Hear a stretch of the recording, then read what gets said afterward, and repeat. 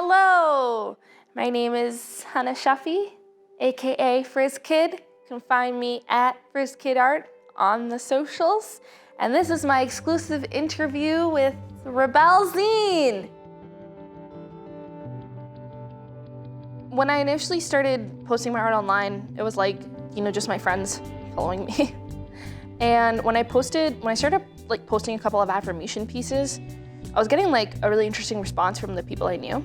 They were like, oh, I love this. This is so nice to see, post more of this, And it was really nice to see people have such a heartfelt reaction. And then one of my pieces that I had made, which is a pink piece with a floral EKG line, and it says healing is not linear, randomly went bonkers viral.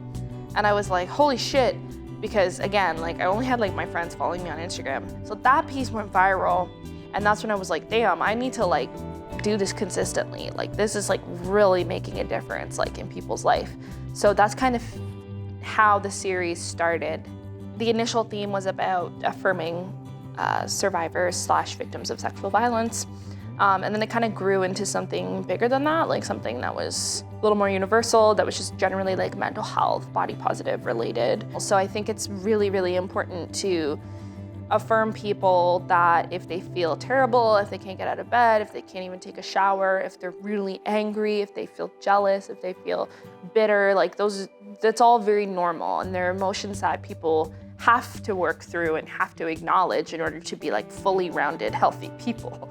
I contributed art to a calendar for an organization called Certain Days, which is about advocacy for political prisoners. I forget what month my work was in, but it was one of my affirmations. It was a pink one that says, "May you blossom when you burn out," and it's a series of matches and flowers. It was in the calendar, and they also send the calendars to people who are in the prison system.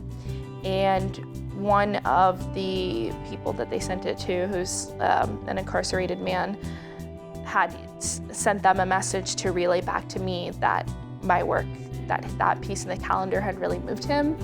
And I was I couldn't believe it. I couldn't even fathom it, because the situation that he's in is horrible, This is someone who is incarcerated. This is someone who's being brutalized by the system and isolated by the system.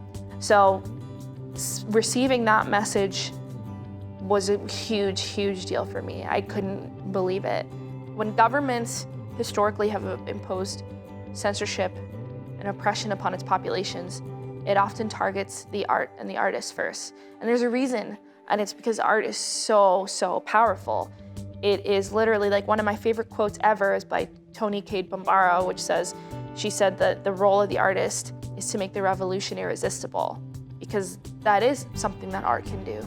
And we've seen it historically done. And so that for me was a big reminder that this art goes beyond the personal. It becomes political, it becomes a tool, and it was very, very, very moving for me. So Small, Broken, Kind of Dirty is a book of essays and affirmations. I picked about 50 of my favorites and also just general crowd favorites.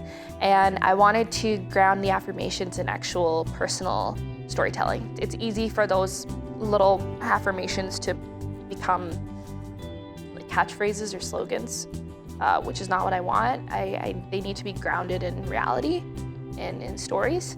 And so that's why I kind of decided to do it. It's a book about friendship and body positivity and being angry and being awkward, and it was a real pleasure to put together, because there were a lot of stories I wanted to tell. And I didn't want it to be a book that was rooted in trauma. I didn't really want to write about that kind of stuff. I think it's important to write about those things, but it wasn't something that I wanted to do. I wanted to put stories of just joy in the book, because I think it's just necessary to see those stories, especially when you're a person of a marginalized background. It's very important for people to see joy, We obviously, society operates within a capitalist structure, and capitalist structure encourages competition and ruthlessness and dog-eat-dog type of mentality.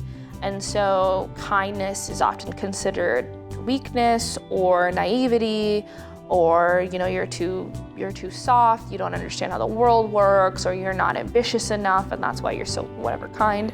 And so I do think that kindness and like genuine community care and looking out for people is a type of radical activism.